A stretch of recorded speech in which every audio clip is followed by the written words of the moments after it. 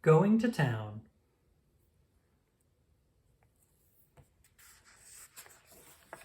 Going to Town by Laura Ingalls Wilder. Illustrated by Renee Graef.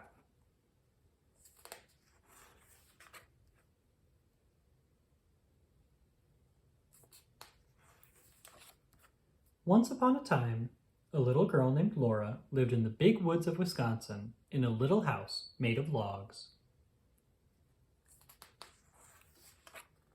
She lived in the little house with her pa, her ma, her big sister Mary, her baby sister Carrie, and their good old bulldog Jack.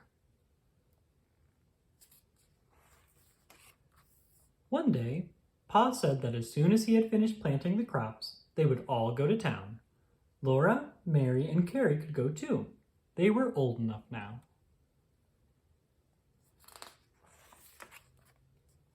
Laura and Mary were very excited. The next day they tried to play going to town. They couldn't do it very well because they were not sure what a town was like. They had never even seen a store. Then one night Pa said, "We'll go to town tomorrow." That night, Ma gave Laura and Mary a bath. Then she wound their wet hair tightly on lots of little rags. In the morning, their hair would be curly.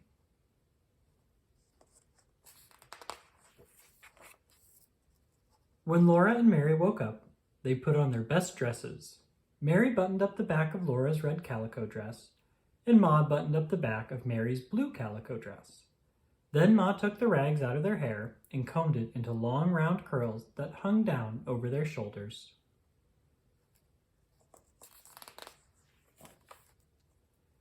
After breakfast, Pa drove the wagon up to the gate of the little house. He had brushed the horses until they shone. Ma sat up on the wagon seat with Pa, holding baby Carrie in her arms. Laura and Mary sat behind Ma and Pa on a board across the wagon box. They were going to town. They were happy as they rode through the springtime woods. Ma was smiling, Carrie laughed and bounced, and Pa whistled while he drove the horses. Rabbits stood up in the road ahead, and the sun shone through their tall ears. Twice, Laura and Mary saw deer looking at them with their large, dark eyes among the trees.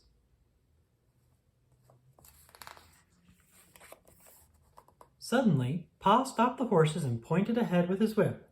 "There you are, Laura and Mary," he said. "There's the town of Pepin."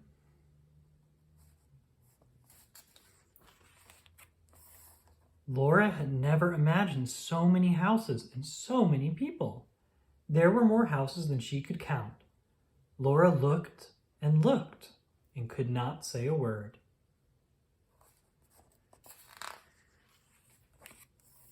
Pa helped everyone down from the wagon, and they walked up to the biggest building in town. This was the store where Pa came to trade. As they climbed up the steps of the store, Laura was so excited that she was trembling all over.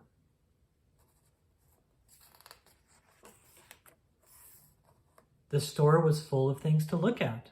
There were sacks of salt and sugar. There were pink and blue and red and brown and purple fabrics for dresses. There were boots and hammers and nails and big wooden pails full of candy. There were so many things that Laura did not know how Pa and Ma could ever choose.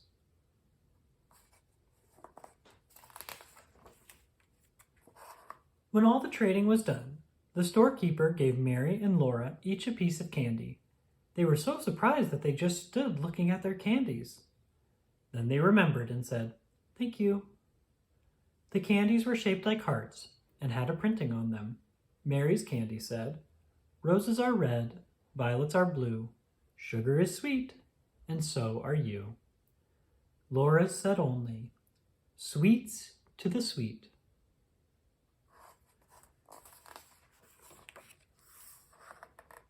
After they left the store, they walked over to the lake at the edge of town.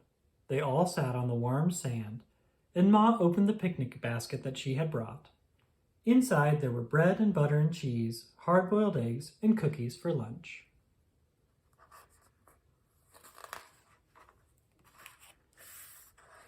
After the picnic was over, they all got back into the wagon to go home. It was a long trip through the big woods to the little house. Laura and Mary were very tired, and baby Carrie was asleep in Ma's arms. But Pa sang softly, "Mid pleasures and palaces, though we may roam, be it ever so humble, there's no place like home." The